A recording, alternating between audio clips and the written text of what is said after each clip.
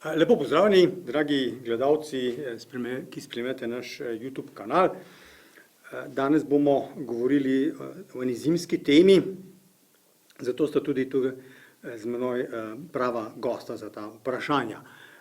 V pogovoru se bomo dotaknili aktivnosti, v katerih so med drugim sodelovali recimo zdravnik, internist Vladimir Kajzel, pravnik Leo Bebler, Albin Jakopič in njegov brat Albert. Pa da ne bomo omenjali samo moških, dodajmo Amalijo Belaj in Kristo Fanedl. Če se čudite, odkot nam zdaj ta imena, ne vam damo namig. Povezani so z brati Pudgar, Mileno Kordež, pa tudi s Petrom Majdič, Primožem Peterko, Vesno Fabjan, Ana Marijo Lampič in najbolj svežim zmagovalcem Timijem Zajcem. Da, govorili bomo o slovenskem smučanju, ampak seveda nordijskem smučanju, delno bomo omenili tudi alpsko, predvsem se bomo, kot rečeno, držali nordijskega smučanja, torej o tekačih in o skakalcih bomo govorili. Moja sogovornika danes sta torej poznavalca tega področja, poznavalca smučarske zgodovine in športne zgodovine nasploh, na nek način bi rekli paradnih disciplin slovenskega športa ali pa eni od paradnih disciplin. Na moji levi Borut Batagel, ki je pred leti že izdal knjigo obsežno monografijo o slovenskem smučanju, naslov nosi Izum smučarske tradicije, kulturna zgodovina smučanja na Slovenskem do leta 1941. Na moji desni Peter Mikša pa je avtor več knjig o slovenskem alpinizmu in planinstvu, to zadevno predvsem pomembna recimo knjiga o zgodovini elitnega medvojnega športnega kluba, turistovskega kluba Skala. V letošnji zimi sta potekali dve obsežni, oziroma bomo rekli kar na najvišjem nivoju smučarski tekmovanji, dve svetovni prvenstvi, tako alpsko kot nordijsko smučanje. Predvsem zadnjega se seveda še najbolj spomnimo, kar je bilo pri nas v Planici, končalo se je pred nekaj dnevi. In seveda tudi zgodovinarji lahko o tem kaj povemo. Borut, bi morda midva začela. Zdaj, v nordijskem smučanju smo Slovenci že pred drugo svetovno vojno sodelovali na velikih tekmovanjih, recimo v tekih, pa v skokih, pa v alpskem smučanju tudi. Večinoma so nam bolj znani skoki, Planica, prvi skok čez 100 metrov in podobno, manj pa recimo v tekih. Torej, kako so nam kaj šle smučarske discipline med obema vojnama in pa po njej recimo?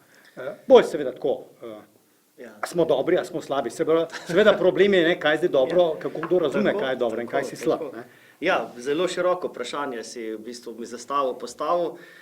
Vidim, da recimo je fokus usmerjen bolj v smislu vrednotenja rezultatov tekmovalnega športa, ampak zdaj v začetku moram povedati to, da pravzaprav tudi ti tekmovalni rezultati, presežki v zadnjih letih pravzaprav so proces enega dolgoletnega, enega dolgega časovnega loka, kjer je pravzaprav bila naša smučarska zgodovina, ki se začenja, ta resna, modernejša, se pravi tam na prelomu iz 19. v 20. stoletje, ta zgodba pravzaprav skozi rase se nalaga in na teh prvih tekmovanjih, prvič se na mednarodna tekmovanja, če je bolj fokus na mednarodnih tekmovanjih, se naši tekači, ker vemo, da ko govorimo o smučanju oziroma teh tekmovalnih zvrsteh, v teh prvem obdobju, tam do v bistvu konca 20. začetka 30. let, sploh govorimo zgolj o nordijskih disciplinah, se pač vključijo prvič mednarodna tekmovanja, mislim, da leta 23, potem na olimpijado leta 24 posameznika, ampak takrat je ta nivo, bom rekel, tako če se milo označimo, milo pač rečemo, precej eksotičen.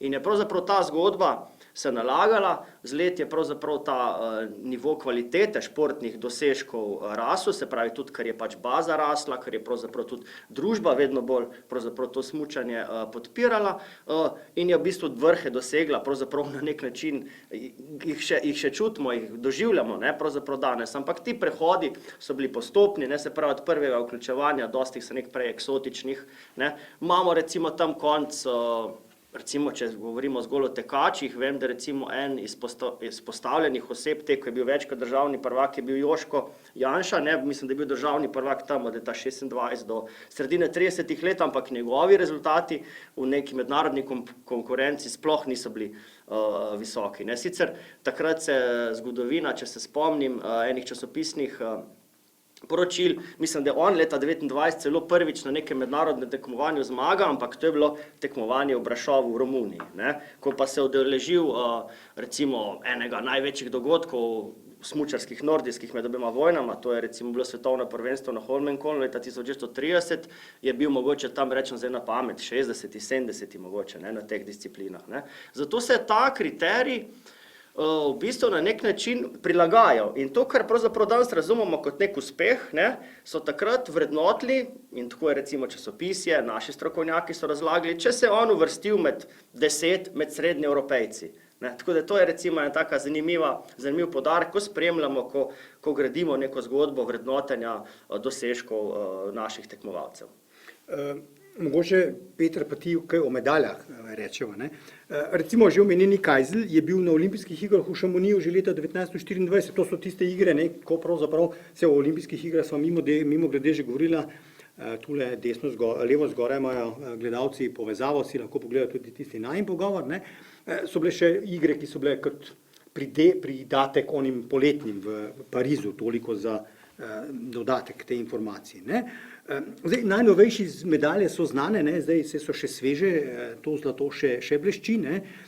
Kdaj smo pa pravzaprav na evropskih ali pa na svetovnih prvenstvih, čeprav te tekme so v glavnem itak evropske, ne? Bolj zimski športi so evropske zadeve, razen hokeja, o hokeju danes ne govorimo. Ne? Kdaj smo zdaj kakšno prvo medaljo dobili? A je to, kar se bojo zdaj ti malo mlajši spomnili, Petra Majdič, ja, ker je padla pa tako naprej, neke te zgodbice spomnijo, ali je bilo že kaj prej? Tule bi se navezal najprej na to zgodbo, udeležbo Kajzelja leta 1924 na olimpijskih igrah. Ne? Morda pa predam potem besedo še Borutu o svetovnih prvenstvih, ampak najbolj fascinantna zgodba, ta povezave Slovenci pa zimski športi, ne? Mi ne, na nek način se imamo za absolutno narod, ki je uspešen v zimskih športih. Percepcija Slovencev, celostno gledano, če bi naredili verjetno anketo, rekli, da imamo več olimpijskih medalj v zimskih športih. Ampak ne, stvar je popolnoma nasprotna. Ne. Prve olimpijske igre, na katerih Slovenci sodelujemo leta 2012, torej še letne olimpijske igre, je že v bistvu to trenutek, ko dobimo olimpijsko medaljo. Torej 1912. leta imamo Slovenci sicer v sklopu neke moštvene reprezentance medalista. Do leta 1984, ko dobimo prvo olimpijsko medaljo v zimskih športih, torej paradnih športnih Slovencev, kot jim radi rečemo, smo plus minus dobili že na letnih olimpijskih igrah 12 posamičnih medalj in še 8 moštvenih. Torej, do leta 1984 imamo mi že kup medalj, ampak mi imamo še vedno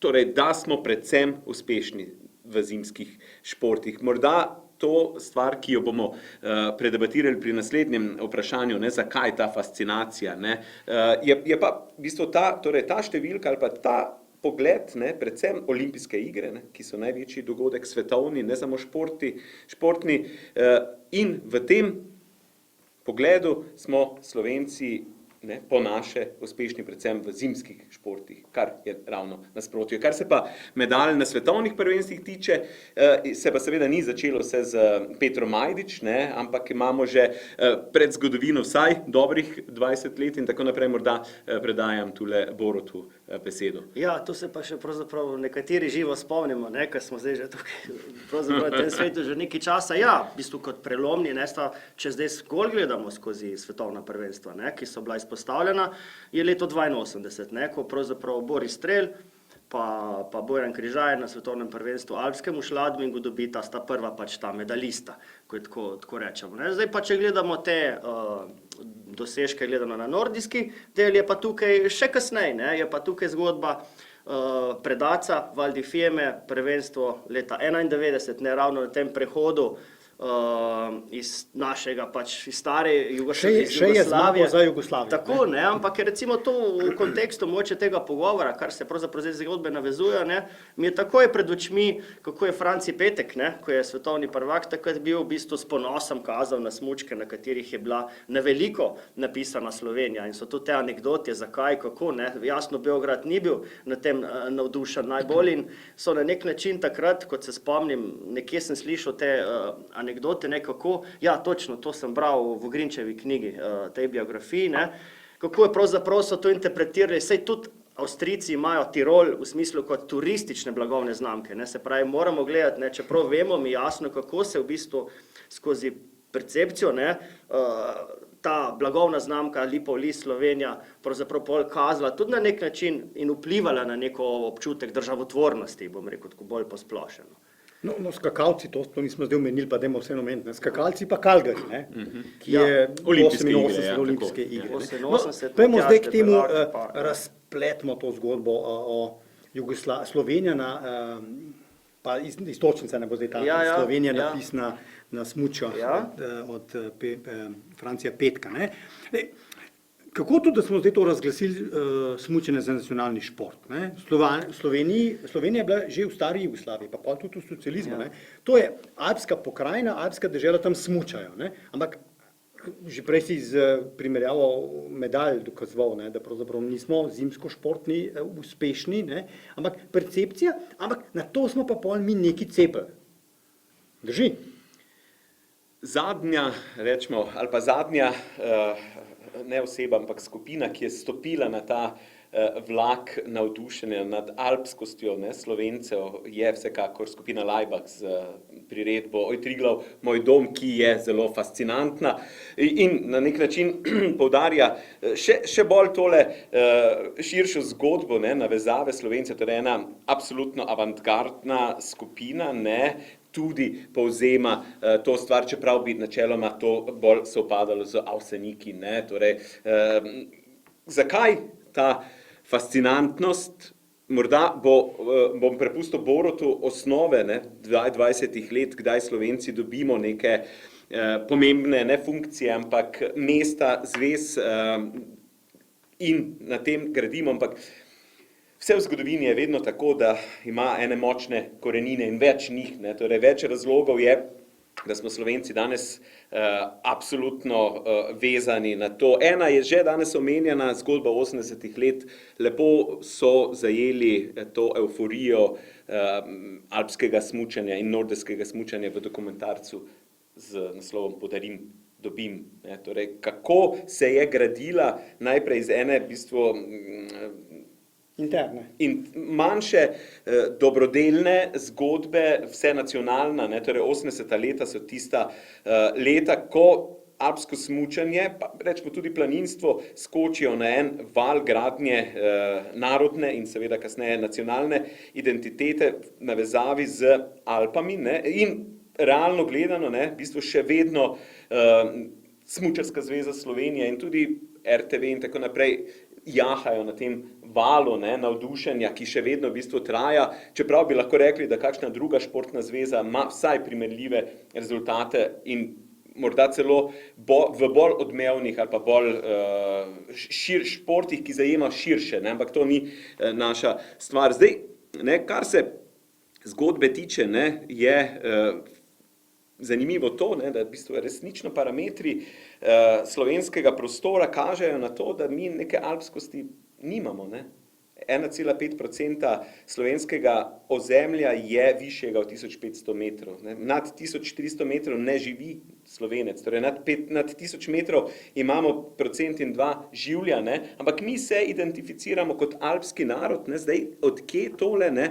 Ena od teh zadev je vsekakor ta planinsko-alpska zgodba iz preloma 19. na 20. stoletje, Jakob Aljaž, Markacija, Triglav, ko potem širše množice povzamejo to, na nek način ta boj za gore kot zmagovalen prostor, ne, in se ta identifikator slovenstva iz nekega mesta naveže na gorski svet. In če pogledamo, ne, torej pustim zdaj športne zgodbe za Boruta, ampak če pogledamo, kako se kraljevska družina Karadžordževićev, torej Srbov, identificira na Slovenskem, ne, torej locirani so na Bledu in ne samo to, ne, torej v narodnih gorenjskih nošah, Peter, ne, torej prestolonaslednik Peter se uči smučanja, ne, in to je na Slovenskem ta PR stvar pelje torej v to, ne, slovenski del, ne, torej del, ki pride v kraljevino SHS oziroma Jugoslavijo, je vezan, je predstavljen kot v bistvu alpski svet, gorenski svet, mi smo smučari, ne, sankači, torej imamo ogromno snega in to je Slovenija. Seveda je pa stvar vezana tudi čisto na športno komponento, ki pa seveda temelji na tem, da dobimo določene športne zveze, ki temeljijo na neki na teh panogah, ki so pa vezane na ta prostor. Morda Borut izpelje to. To je v bistvu zgolj en ta vidik res, v bistvu si dosti bolj izpostavljal ta šport vidik, oziroma ob tem ga vključeval še v ta planinski, ne? Ker v bistvu na nek način tudi smučanje moramo razumeti kot širitev te v bistvu razvite planinske kulture na zimsko sezono, ne? V tem je dosti bilo tudi tega že raziskanega, obdelanega, ne? V vezi, kako v bistvu planinsko omogoči razcvet smučanju, ne, z ene strani. Ampak jaz bi širše tu pogledal, ne? Gre za zgodbo, ki pravzaprav, če gremo za ta nacionalni naboj, ne, oziroma to identiteto nacionalno, ne, pravzaprav je pojav smučanja in pojav tega nacionalnega zorenja Slovencev, pač iz tega naroda, ki je najprej začutil, ne, nekaj kasneje pa zrasel državnost, usporedno potekal in se lepo vklapal ravno skupaj s temi smučarskim zorenjem, ne. Tako da bi recimo na začetek, konc recimo 19. začetek, tik pred prvo vojno, ne, že vidimo, ne, Slovenci so jasno že narod z veliko atributi te državnosti, na nek način nacionalnosti in tukaj se recimo dosti veže ta naša politika celega 19. stoletja na vprašanje jezika, ne, ko vprašanje politike jezika je hkrati politično vprašanje in tukaj recimo imamo primer, kako pravzaprav skozi enega pionirja smučarskega organizacije Rudolfa Badjura pravzaprav vidimo nastanek enega slovenskega smučarskega nacionalizma na nek način, če se zelo ostro izražam, predvsem, ki je temeljil na eni strani na jeziku, ne, se pravi, uveljavlja se ta slovenska smučarska terminologija, ne, ki ima danes, mislim, da v enem slovarju, ki smo ga delali pred leti, je bilo, mislim, da je nekaj čez 6500 izrazov je v slovenskem smučarskem terminološkem slovarju, no, kako se pač to vprašanje jezika veže hkrati spet na zgodovinske korene, kako pravzaprav ta Badjura isti razglaša bloke za krajinske telemarke, za slovenske telemarke, kar je spet neka vzporednica grajenja recimo smučarske identitete pri Norvežanih, recimo kot pri Slovencih. Podobno so Avstrijci gradili to identiteto smučarsko, ne, čez več časa in so spet vezali na državnost, ne, kako pravzaprav avstrijski narod je tudi en mlajših, ne, na nek način v Evropi, ne. In ta zgodba je pravzaprav rasla vse do tistih trenutkov, ko smo se jih prej dotaknili, 80. leta, ki so bila prelomna v tem prehodu, ne, v ustanovitvi nove države in pravzaprav se zdaj išče spet v nekih novih korenih, ne. Ko vidimo pravzaprav, da pa zanimivo, ne, tisti podatki vezani, koliko Slovencev živi višinske, ne, tukaj, kako je zdaj če malo, ne, če smo zgodovinari, lahko, mogoče si kdaj držnemo en ekskurs v prihodnost dati, kako bo pravzaprav zdaj, ne, ob nekih novih klimatskih spremembah, ne, kako bo zdaj možno še naprej iskati, ne, te nastavke, da je neki šport nacionalen, ne. Ker vemo, zato mora biti dosti več od tega, ko sem prej rekel, da ti razglašaš nekaj za nacionalni šport, ti moraš pa imeti neko osnovo, kako neka pop kultura na nek način zrase v nekaj, kar združuje, kar je tudi pri smučanju se zgodilo, ne, kako so ti rezultati spet en 4., 5. kriterij mednarodno, ne, uspešni in tisti zadnji ključen, ko je bil omenjen recimo za Podarim dobim, ne, kako pravzaprav ti doseže z enim športom, da pravzaprav se z njim ukvarja tudi tisti, ki ga neaktivno, ne, kako so pravzaprav na nek način prisiljeni vsi bili spremljati, prekinjati, smo rekli takrat družinska kosilna nedeljska fabrike so se ustavili, da so pač gledali nastope slovenskih smučarjev, ne. Tako da to je zelo široko vprašanje, v katerem verjamem, da nimam zdaj časa za ta prispevek zelo dolgo še naprej razglabljati. Mogoče bi samo tule še dodal en podatek oziroma en uvid v to zgodbo, ne. Seveda smo Slovenci imeli rajši zimske športe, na primer, ne vem, zimskih olimpijskih igrah, če smo imeli pa tam mnogo večjo vlogo, ne. Če govorimo o številu Slovencev v sklopu jugoslovanskih reprezentanc na letnih olimpijskih, ne vem, če je kdaj presegla 20%, če ne, morda, ampak redko, medtem ko na zimskih olimpijskih igrah so Slovenci predstavljali jugoslovansko reprezentanco v 80 ali 90% ali še več, ne. Tudi številčno smo Slovenci bili, mislim, da šele torej zadnje olimpijske igre so presegle številko udeležencev Slovencev na olimpijskih igrah, naprimer v Sarajevu, ki so sicer bile naše, ne, ampak vseeno, torej Slovenci smo imeli močno vlogo v teh športih, ne, v neki večnacionalni državi in seveda gradiš potem neko zgodbo, identiteto, videnje, ne, slovenstva na podlagi tega in šport je vsekakor zelo pomemben faktor tukaj. Ne. Bomo zdaj nadaljevali z malenkost drugo smerjo, pa bomo išli iz Avstrije ven, ne, ker oseba, ki jo zdaj omenjam, je recimo na takšnem nivoju Karl Schranzel pa Ingemar Stenmark, ne, ki sta recimo imela v 70-ih pa 80-ih letih težave, češ da sta profesionalca. Ne. Danes vemo, so vsi profesionalci, se javno razglasi, kakšna je finančna vrednost posameznikove zmage. Ne. Kako to, da se smučanje, pa mislim na teke in na alpsko in na skoke, iz nekega športnega tekmovanja, oziroma vse to ni edini primer, vse to se je globalno v športu zgodilo. Zakaj je šport namesto iskanja ugotavljanja, kdo je fizično, psihično bolje pripravljen, ne? Ampak ne zato, da je plačan za to, ne? Da se pripravlja, ampak v osnovi, če nisi plačan, si primerljiv s komarkoli drugim, zdaj pridemo do tega, da je pravzaprav to neko nacionalno, športno tekma je zdaj v bistvu nacionalno bojišče, dobesedno, ta izraz se uporablja, bojišče, ne. Premagali smo ga do zadnjega diha smo se borili. Mislim, nihče se ne zaveda, kaj pomeni do zadnjega diha, za zadnjim dihom je samo smrče, nič drugega, ne. Torej, kako to, da je šport zdaj postal vojna? Srce smo pustili na terenu. Tako.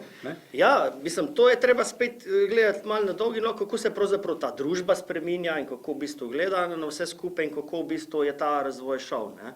Zdaj, na nek način to generalno rezultira tudi v tem nekem olimpijskem geslu, ne, hitreje, više, močneje, ne, ki je pravzaprav tudi hkrati odraz, kako mi moramo delovati kot posamezniki v družbi. Ne. Vedno bolj smo prisiljeni v to, da delamo više rezultate, boljše rezultate in na ta način tudi neka, bom rekel, tudi medijska, ta prostor, ne, pravzaprav to vrednoti, ne, kot neke uspehe. Ne. V bistvu so te podobe pravzaprav take. No. Zdaj bolj konkretno, kaj si hotel vprašati, kaj si zelo široko. Morda je tukaj treba povedati, da je na nek način šport bojišče, ko ni vojn, ne? In sicer primerno gledališče za vse ostale, ne? Kdo je v tistem trenutku najboljši, najbolj sposoben v smislu naroda. Ne? In to svetovna prvenstva so eno od takšnih poligonov, vsekakor pa olimpijske igre, ki so od nekdaj že bile v bistvu prostor, kjer so se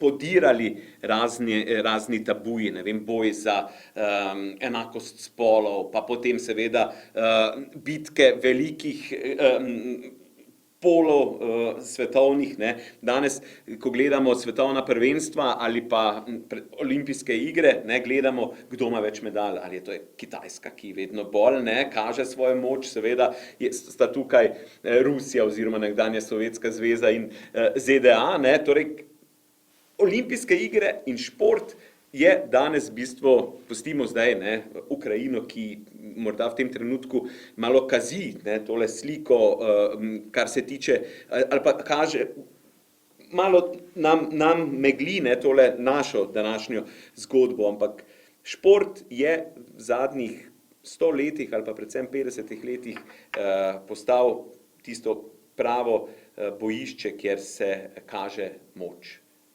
med narodi, ne. Kar za oba dva. Ali danes, če si drugi, si dober? Mislim, v kontekstu recimo, ne, Planica, svetovno prvenstvo je rešeno, dobili smo medaljo, Timi Zajc je svetovni prvak. Če bi bil drugi, a bi bilo to isto? Ali pa kjerkoli druge, ne? Ali biti drugi, tretji, 10. na svetu, a to ni več uspeh? Na vsak način je uspeh, ne? Ampak kakor sem jaz prej v tistem prvem odgovoru skušal nakazati, mi to tako na ta način živimo in doživljamo. Ne? V bistvu, kakor sem prej v začetku pogovora, ne, rekel, da smo takrat vrednotili, ta je bil pa drugi med srednjeevropejci, tretji med srednjeevropejci. Zdaj vemo mi za križaja skoraj že vsake stopničke, ne, ko je recimo imel, mislim, da 7 teh zmag v svetovnem pokalu, bi znali našteti, ne, za Tino Maze, ko je pa v bistvu največ, ne, v bistvu dosegla tudi prvič zlata olimpijska, ne, in tako pa že ne vemo, ne, na nek način smo se tudi razvadili, ne, je v bistvu vse to postalo, ne, na nek način nek standard, da zdaj mi doživljamo oziroma da so ti rezultati tako v bistvu na nek način samoumevni, kar pa niso samoumevni, ne. Moglo je res miniti kar nekaj časa, ne, da so se postavili temelji, da se je gradila neka, ne. Zdaj, ko sta se vidva pogovarjali, oziroma tukaj, ko govorimo, to po eni strani preveč se mogoče osredotočamo zgolj na vrhunski šport, ki je jasno eno zrcalo družbenega razvoja, ne, ampak je spet ta vodil čisto komercializacijo. In prej v tem smislu, ko govorimo o olimpijskih igrah, je to na nek način res spet, če iščemo neke analogije s propadom Rima, ne, je to v bistvu tisto prizorišče, ko daješ ljudem kruha in iger in s tem pač jih utišaš, ne. Na nek način so tudi te temne plati športa. Jaz mislim, da bomo vedno večkrat mogli se nanje ozirati, preveč gledamo mi ta šport, jasno, ogromno enih vrednot, ogromno enih vzgojnih momentov, ne, ampak ta v bistvu, ki se nam predstavlja zdaj skozi dnevnike, skozi to, kar štrli na naslovnice, je pravzaprav tudi ima precej temnih plati in ti fantje, Timi Zajc, vsi oni so se dejansko res mogli, če si prej omenil na začetku pogovora, te naše pravniki, pravzaprav so bili zdravniki, ne, njim je bil šport zgolj en del življenjskega stila. Ti ljudje, oziroma ti naši zdaj heroji so pa čisto podredili, ne, zadnjič en od skakalcev rekel, da si bo mogoče po sezoni privoščil kepico sladoleda, ne. To je na nek način res že, ne, za se vprašati, ne. Grozljivo je razmišljati, da drugo mesto ni uspeh, ne. Z vidika vseh športnikov, ki se odrekajo leta in leta za neki uspeh. Žal pa je seveda to percepcija nekega naroda, ki seveda ga pa ustvarja propagandni stroj, ne. Jaz verjamem, da za Američana drugo mesto ni uspeh, ne. Nažalost, oni pač stremijo samo k prvemu mestu. Vsekakor pa je, ne samo prva 3 mesta, ampak v bistvu že udeležba na nekih tovrstnih pokazatelj, da si resnično moral nekaj vložiti, da si to dal. In vsi tisti, ki so kdaj kaj trenirali, vejo, ne, kaj je to odrekanje. In ta primer je res odličen. Ne, torej, kepica sladoleda, morda, ne, po sezoni, ja. Ne, po drugi strani je pa spet tako, ne, ta propagandni stroj tudi ustvarja določene športe za na nek način nacionalne športe. Danes govorimo o smučanju kot temeljnih, ne, slovenskih športih. Po drugi strani, ne, smo gledano po osamosvojitvi absolutno veliko pozornost dajali športom, ki jim danes spet toliko več ne, ker so bili v njih prvi medalisti, ne, veslanje, judo, pa če gledamo danes plezanje. Popolna evforija, odkar je prišla Janja Garnbret s svojimi uspehi in je plezanje prišlo na olimpijske igre, je plezanje vse posod prisotno, športno plezanje, čeprav ga, na primer, še 10 let nazaj ni bilo nikjer, ne. Torej, Slovenci povzdigamo določene športe tudi morda malo čez mejo, spet drugim pa namerno dajemo malo manj vloge, ker ne, da nismo uspešni ali pa nismo imeli nekaj posebnega. To je tipičen primer, je na primer nogomet bil vedno, ne, pri Slovencih, ne. Torej, mi smo smučarji, mi smo planinci, alpinisti, plezalci, junaki zimskih strmin. Nogometu pa ne bomo niti dali toliko vloge, čeprav je eden, če ne, verjetno najpomembnejši šport. Pa imamo kaj za pokazati tudi tam. Ne? Zagotovo je problem tudi v tem, da je šport v bistvu v osnovi tudi politika. Ne? Recimo, praviš, opuščeni oziroma ob strani in tako naprej. Gajser je kolikokrat že bil svetovni prvak, pa še nima Bloudkove nagrade, oziroma ni športnih leta, recimo, in tako naprej. Tako da, ja, res je. Določeni športi so spregledani, na določenih se gradi hype in seveda širša stvar. Vsi ti športniki pa ogromno, ne, vlagajo v to in žal, ne, ni prav, da so eni tako spregledani. Ne. Bi pa morali v športu vsi vlagati malo več, mislim osebno. Ne. Ja. Dovolj se gibati, glede na to, da se populacija ves čas stara, moramo vsaj sprehajati se, če ne še kaj več. Smučalo nas ne bo več toliko, kot nas je v 80-ih, tako da Pa mogoče zdaj bolj kolesarimo, ne? ali pa Ne, kolesarji. ker, to je recimo lep primer, ne? Kako so zdaj spet atributi, ki se jih prej omenjal, ne? Prišli zdaj skozi kolesarstvo. Ne? Imamo zdaj dolgo tradicijo kolesarjenja, imamo zdaj zeleni preboj, ki propagira, ne? Te neke družbene, ekonomske, ne? Ki propagirajo kolesarjenje, pa imamo zdaj vrhunske uspehe kolesarjenja, ne? In pravzaprav zdaj tu neko kaže neko drugo štorijo, ne? Spet oblikovanja novega nacionalnega športa. No, kolesarjenje je zdaj slovenski šport, ne? Tudi vse ceste so polne kolesarjev, od elektro do navadnih. Ne? Prav je, da gremo ven. Tu je še ena fascinantna misel, ne? Tadeja Pogačarja in je vezana na resnično največjo moč olimpijskih iger. Ne? Dvakratni zmagovalec tedaj Tour de France izjavi, da je celo življenje sanjal o olimpijski medalji. Ne? Hočem reči, olimpijska medalja tretja, bronasto, ne? Torej ni bil ne drugi, ne prvi, ne? Ko smo prej poudarili ta uspeh, njemu pomeni v bistvu na nek način največ, ne? Morda je to izjava sama, ampak ja, ne? Vsi govorijo, kako sanjajo te olimpijske igre in medalje. Ne? Je pa zlato dobil Roglič, ki je bil pa skakalec prej, pa smo tako lepo zaokrožili. Ja, to. Hvala lepa mojima sogovornikoma za te zanimive misli in razmišljanja o športu v različnih segmentih športa, od tekme do političnega njegovega vpliva. Hvala tudi gledalcem, ki nas spremljate in seveda vabljeni tudi k nadaljnjemu spremljanju naših pogovorov.